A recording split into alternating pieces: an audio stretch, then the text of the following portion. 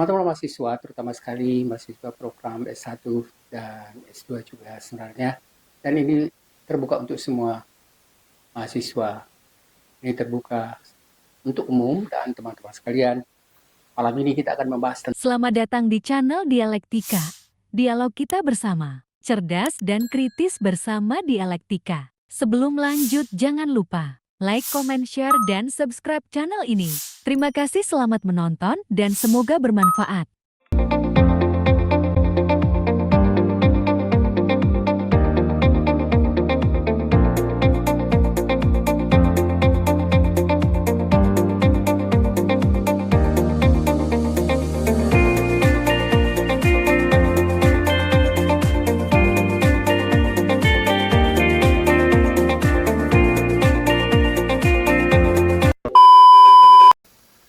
Assalamualaikum warahmatullahi wabarakatuh. Selamat malam dan salam sejahtera untuk teman-teman semua. Teman-teman mahasiswa, terutama sekali mahasiswa program S1 dan S2 juga sebenarnya. Dan ini terbuka untuk semua mahasiswa. Ini terbuka untuk umum dan teman-teman sekalian. Malam ini kita akan membahas tentang metode analisis wacana. Kalau tidak salah ini adalah metode yang keenam, dan sebelumnya yang terakhir kemarin juga menjelaskan tentang satu metode yang menurut saya sebenarnya menarik, yaitu metode dekonstruksi. Dan malam ini kita menjelaskan tentang metode yang sering disebut sebagai analisis wacana. Lalu apa yang dianalisis itu? Yang dianalisis wacana itu adalah bisa wacana yang tertulis, ya misalnya pidato yang biasanya juga ada teksnya, atau bisa saja misalnya pidato yang tidak tertulis, atau misalnya pembahasan atau dialog dan lain-lain. Itu bisa kita jadikan sebagai bahan untuk dianalisis, ya yang kita sebut tadi dengan analisis wacana. Teman-teman sekalian, metode analisis wacana ini adalah sebenarnya satu pendekatan penelitian yang digunakan untuk mempelajari bahasa teks dalam konteks sosial dan kultural. Artinya kita mencoba untuk misalnya membicarakan tentang satu teks dalam konteks sosial kulturalnya. Misalnya sekarang Anda melakukan satu analisis terhadap wacana yang berkaitan misalnya dengan wacana pemilihan presiden, atau misalnya pemilu DPRD dan lain-lain. Oh, upah. Ya, pendek aja. Ya, gini. Kita sudah welfare state. Kita akan bicara ke pemimpin buruh. Saudara, kesehatan nggak bayar. Subsidi listrik, subsidi BBM, kemudian sekolah harus kita bikin nggak bayar. Gratis. Kemudian kita akan kasih makan siang. Kemudian, saudara-saudara, kita harus berani seperti negara lain. Angkutan di kota-kota besar, kalau perlu subsidi 100%. Wah, udah banyak tuh Pak. Untuk orang yang butuh. Untuk orang yang butuh. Jadi bus kalau nggak pakai AC ya sudah, kita panggil pengusahanya, kau butuh berapa? Ini. Oke. Ya kan? Karena BBM kita dari dalam negeri. Baik. Kemudian fokus utamanya adalah cara bahasa digunakan untuk membentuk, mempertahankan, dan mengubah struktur sosial dan kekuasaan dalam masyarakat. Ingat teman-teman, kalau misalnya pidato politik apalagi kampanye, jelas sekali sebenarnya berusaha untuk membentuk dan mempertahankan, ya, upaya untuk bisa misalnya mempengaruhi masyarakat, mengubah struktur sosial yang ada dan kekuasaan dalam masyarakat. Teman-teman sekalian, apalagi misalnya ini adalah wacana yang muncul dari katakanlah misalnya sebagai lawan atau upaya untuk menggantikan misalnya satu pemerintahan baik pusat atau daerah tertentu. Teman-teman sekalian, analisis ini tidak hanya melibatkan kata-kata yang digunakan, tetapi juga menggunakan atau melibatkan hal-hal lain yang akan kita gunakan misalnya, tetapi ya, kita mencoba menganalisis kata-kata itu dengan cara bagaimana bahasa dan dapat mencerminkan dan membentuk ideologi kekuasaan dan hubungan sosial. Jadi teman-teman sekalian, pada analisis wacana ini, kita sebenarnya mencoba melihat ya kata-kata, gerak, ucapan yang digunakan, dan Tujuannya adalah bagaimana bahasa dalam bentuk misalnya bahasa yang sifatnya gerak atau simbolik dapat mencerminkan dan membentuk ideologi, tujuan, kepentingan dari kekuasaan, dan bagaimana misalnya dia melihat hubungan sosial antara satu pihak dengan pihak lain. Teman-teman sekalian, ada beberapa ahli yang sebenarnya menarik untuk bisa dibicarakan pada pembahasan tentang analisis wacana ini, dan salah satu di antaranya, atau paling tidak saya coba kemukakan 3 ilmuwan yang terkenal yang banyak membahas tentang metode ini, antara lain adalah Michel Foucault. Dia adalah seorang filosof Prancis yang sebenarnya dia banyak sekali menulis, dan di dalam analisis wacana Foucault dia memfokuskan pada bagaimana wacana dan pengetahuan membentuk kekuasaan dan hubungan sosial. Yang kedua adalah Teun van Dijk. Dia mengembangkan pendekatan analisis wacana yang memberikan hubungan dan menjelaskan hubungan antara bahasa, kekuasaan dengan ideologi. Dan yang ketiga adalah Norman Fairlock yang membahas tentang bagaimana bahasa berfungsi dalam konteks sosial dan politik, dan bagaimana perubahan sosial tercermin dalam wacana. Teman-teman sekalian, dari 3 yang dikemukakan pada diskusi ini, pada malam ini, kita hanya akan mencoba memfokuskan pembahasan pada nomor 2 dan 3, yaitu Van Dijk dan kemudian Norman Fairlock ini. Teman-teman sekalian, kedua ini sebenarnya, ya walaupun mereka kita katakan menjelaskan tentang metode analisis wacana, tapi ada perbedaan antara yang cukup prinsip atau cukup jelas. Sebenarnya ada perbedaan antara pemikiran 2 ahli analisis wacana ini. Kedua buku yang ditulis sebenarnya memberikan kontribusi yang sangat penting dalam penelitian yang menggunakan metode analisis wacana.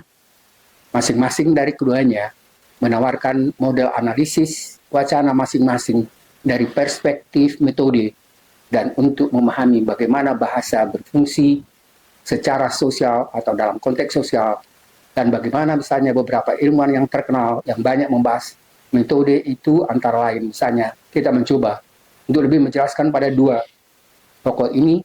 Yang pertama misalnya pada Van Dijk, dia lebih memberikan penjelasan sebenarnya tentang metode yang sering digunakan dalam berbagai disiplin seperti sosiologi, linguistik, dan studi media, yang dia gunakan sebagai model atau metode analisis teks, pidato, dan praktik komunikasi lainnya. Teman-teman sekalian, jelas sebenarnya bagaimana prosedur metode analisis wacana itu dilakukan. Walaupun tadi kita katakan misalnya ada wacana yang sepertinya judulnya sama, tapi memang ada sedikit teknis dan juga tujuan yang berbeda dari masing-masing ahli dalam menjelaskan tentang analisis wacananya. Teman-teman sekalian, prosedur metode analisis wacana ini umumnya melibatkan beberapa langkah kunci. Meskipun pendekatan spesifik dapat bervariasi, tapi itu tergantung pada tujuan penelitian dan bagaimana teori yang digunakan. Berikut ini adalah langkah-langkah umum dalam analisis wacana. Teman-teman sekalian, jadi ini hampir semua tokoh yang membicarakan tentang metode analisis wacana itu sebenarnya memberikan ya langkah-langkah yang hampir bersamaan. Yang pertama adalah penentuan fokus dan tujuan. Jadi teman-teman sekalian, kalau misalnya mau melakukan riset atau penelitian tentang analisis wacana, yang pertama yang penting adalah tentukan fokus dan tujuan penelitian. Yang berikutnya adalah, jadi kalau misalnya dalam penentukan tujuan ini, ya penelitian dan pertanyaan yang ingin dijawab, ini bisa berupa analisis ideologi, bisa berupa analisis kekuasaan. Jadi sebenarnya ideologi dan kekuasaan itu tentu juga tidak bisa dipisahkan karena memang 2 hal yang saling berkaitan.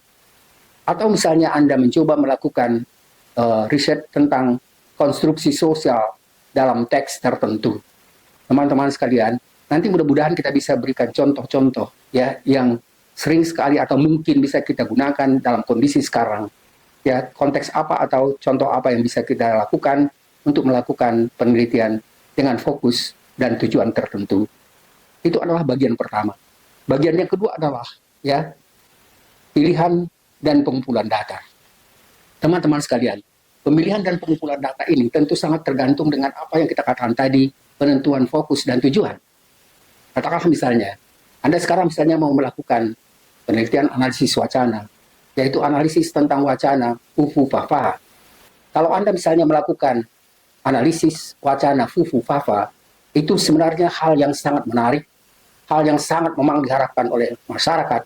Tapi tentu Anda misalnya harus mencoba untuk memikirkan ya data apa yang Anda pilih dan kemudian bagaimana teknik untuk pengumpulan data itu. Karena itu tidak terlalu mudah.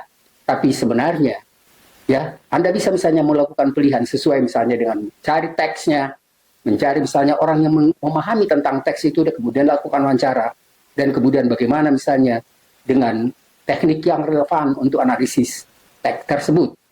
Semakin lengkap analisis yang Anda ambil, tentu itu akan semakin bagus dan semakin misalnya meningkatkan kualitas dari penelitian Anda, analisis wacana Anda. Jadi ini bisa berupa teks. Ingat tadi kita katakan teks, dan bisa misalnya dalam ya wawancara, hasil wawancara, bisa juga misalnya dalam pidato. Kan sekarang banyak sekali misalnya teks-teks yang membicarakan tentang pidato, tentang fufu fafa itu. Atau misalnya tentang ya Anda peroleh datanya itu dari hasil wawancara atau dari media. Atau misalnya bentuk komunikasi lain. Jadi teman-teman sekalian, yang menarik sebenarnya ketika Anda mau melakukan riset tentang ya salah satu wacana, misalnya wacana politik, sosial, budaya, atau agama, atau apapun, ya itu sebenarnya yang paling penting seperti kata tadi yang pertama, tentukan fokus dengan jelas, dan kemudian pilihkan tema dan pengumpulan data yang tepat untuk yang Anda pilih itu, tema Anda pilih.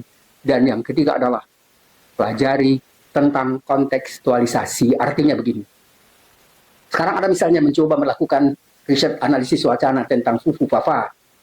Jadi pahami dan analisis konteks sosial. Ya, ketika misalnya itu terjadi, ya, bagaimana misalnya warna yang muncul pada fufu fafa itu berkaitan dengan ketika itu muncul, ya, konteks sosial apa yang muncul waktu itu. Kemudian budaya yang bagaimana.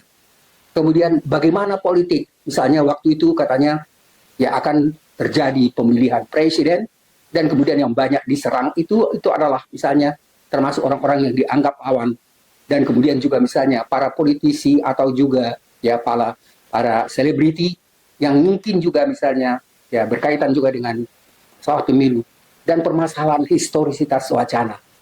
Yang dimaksud dengan historisitas wacana ini adalah bagaimana misalnya kalau dalam beberapa tahun wacana tentang yang Anda teliti itu tetap berkembang terus, dan kemudian misalnya kalau sekarang misalnya justru itu meledak menjadi begitu diketahui masyarakat, menjadi masalah yang sangat hangat dan pertentangan yang luar biasa, yang mungkin justru berdampak sekali pada kekuasaan yang sekarang sedang berkuasa. Teman-teman sekalian, yang keempat adalah pengkodean dan kategorisasi. Yang dimaksud dengan pengkodean dan kategorisasi adalah kode dan kategorikanlah elemen-elemen wacana seperti temanya, ya apa temanya, kemudian topiknya, kemudian pola bahasanya. Ingat, pola bahasa ini juga sangat penting, karena dari pola bahasa kita bisa misalnya terutama sekali melihat watak seseorang yang mengemukakan tentang apa-apa yang dikemukakan di dalam wacana yang bersangkutan.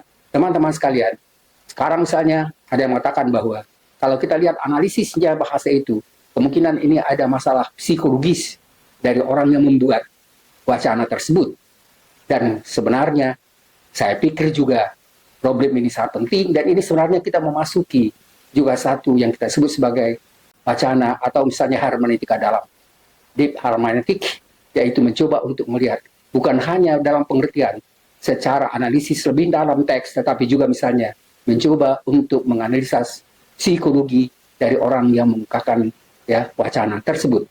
Teman-teman sekalian, dan ini melibatkan identifikasi kunci penting ya dari frasa-frasa dan struktur wacana yang relevan dengan apa yang diucapkan dan tujuan penelitian Anda. Ingat teman-teman sekalian, mulai dari poin 1 yang kita bukan tadi sampai poin 4 ini, masing-masing itu sebenarnya mendukung yang apa yang menjadi tujuan penelitian Anda. Yang kelima adalah analisis struktur dan fungsi. Yang dimaksud dengan analisis struktur dan fungsi adalah bagaimana misalnya Anda memeriksa struktur dan fungsi bahasa dalam wacana itu. Teman-teman sekalian, pasti ya Anda bisa nanti melihat apakah misalnya orang yang mengemukakan ya pernyataan-pernyataannya di dalam wacana itu terstruktur dengan baik, apakah dia misalnya menggunakan fungsi bahasa, apakah dia misalnya menggunakan fungsi bahasa atau katakanlah misalnya istilah-istilah inteleks atau hanya seharian. Anda bisa membayangkan, Anda bisa menganalisis apakah itu misalnya bahasa dari seorang yang terdidik, ya, yang memahami tentang etika, moralitas, atau orang yang sebenarnya memang ngomong seenaknya dan tidak memiliki pemikiran tentang permasalahan dampak etik dan politik, tidak memahami dampak yang menimbulkan bahaya bagi orang-orang yang mengetahui, apalagi misalnya memahami tentang masalah-masalah yang dikemukakan dalam analisis wacana itu secara menyeluruh. Teman-teman sekalian, ini bisa mencakup analisis tata bahasa, ya, penggunaan metafora, penggunaan retorika, dan bagaimana elemen bahasa membentuk makna itu. Teman-teman sekalian, ini perlu sekali pemahaman tentang analisis struktur bahasa dan fungsinya itu bisa menunjukkan nanti misalnya posisi seorang itu, apakah memang dia seorang yang terdidik, yang bermoral tinggi, atau misalnya hanya sekedar ngomong tanpa memikirkan permasalahan moralitas. Yang keenam adalah analisis ideologi dan kekuasaan. Teman-teman sekalian, yang dimaksud dalam analisis ideologi dan kekuasaan adalah satu tinjauan bagaimana wacana mencerminkan dan memproduksi ideologi.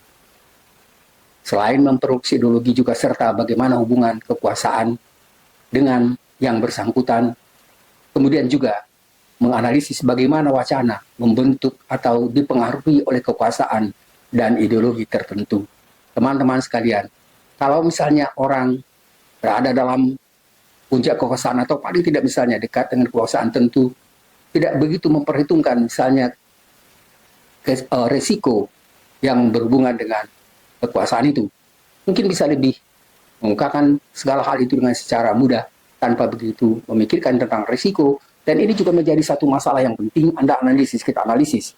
Jadi analisis ideologi dan kekuasaan itu sangat penting, apalagi kalau misalnya memang teks atau wacana yang dianalisis itu dari awal memang ya sudah jelas dia atau kita memilih tentang permasalahan ya wacana politik dan kekuasaan, atau misalnya wacana ideologi atau wacana-wacana lain ya misalnya tentang hak asasi, Anda semuanya harus bisa memahami kira-kira ya apa yang kita lakukan, apa yang kita teliti itu benar-benar tidak terlalu ya artinya tidak lepas dari apa yang kita jelaskan sebagai tujuan dari penelitian kita. Yang ketujuh adalah interpretasi dan penarikan kesimpulan. Teman-teman sekalian, kalau kita sudah menjelaskan Anda semua, ya mulai dari nomor 6 sampai 7 dengan hati-hati, dan kemudian berupaya ya untuk memukakan argumen itu secara jelas dengan dukungan fakta dan logika yang bisa diterima, berarti interpretasi dan hasil analisis Anda bisa menghasilkan wacana yang baik, wacana yang dipercaya, dan tulisan laporan penelitian yang merangkum temuan-temuan Anda memberikan penjelasan tentang bagaimana wacana mempengaruhi dan dipengaruhi oleh konteks sosialnya. Teman-teman sekalian, jadi wacana konteks sosial dalam pengertian konteks sosial bukan hanya misalnya konteks sosial yang ada dalam waktu itu, tapi juga konteks sosial di mana seseorang itu mengungkapkan wacananya, karena akan berbeda kalau misalnya orang biasa-biasa saja dengan seorang yang memiliki atau paling tidak dekat dengan kekuasaan, mungkin mereka merasa lebih bebas untuk mengungkapkan hal-hal yang di luar batas-batas politik dan masalah-masalah etik dan hukum. Teman-teman sekalian, jadi yang terakhir di sini kita coba jelaskan bahwa refleksi kritis, melakukan refleksi terhadap proses analisis dan hasilnya atau hasil dari analisis wacana yang Anda pilih dan pertimbangkanlah bagaimana bias penelitian atau perspektif dari teori yang mungkin mempengaruhi temuan Anda. Jadi, tetap berupaya untuk bisa mencoba untuk menganalisis itu secara lebih rasional, kemudian tidak terlalu dipengaruhi oleh bias-bias kepentingan Anda sebagai peneliti. Terima kasih teman-teman sekalian. Jadi kita sudah menjelaskan secara ringkas tentang prosedur yang membantu, dan prosedur ini membantu kita, membantu Anda untuk secara sistematis melakukan analisis bagaimana misalnya bahasa digunakan untuk membentuk dan mencerminkan realitas sosial. Teman-teman sekalian, kita sudah jelaskan secara ringkas sebenarnya biografi dan juga penjelasan dari Van Dijk. Tapi untuk biografi ini mungkin akan saya sampaikan ya ketika misalnya nanti melalui video yang sudah lebih lengkap. Terima kasih teman-teman sekalian, mudah-mudahan ini sangat bermanfaat untuk Anda sebagai peneliti atau mahasiswa, karena ini sangat membantu. Dan teman-teman sekalian, tadi saya sudah berikan contohnya, misalnya bagaimana kalau Anda melakukan riset misalnya terhadap permasalahan sosial politik, dan sudah diberikan contoh secara ringkas tentang kasus UFO Pava. Terima kasih. Assalamualaikum warahmatullahi wabarakatuh. Semoga bermanfaat. Info lebih lanjut hubungi nomor di bawah ini. Terima kasih dan sampai jumpa.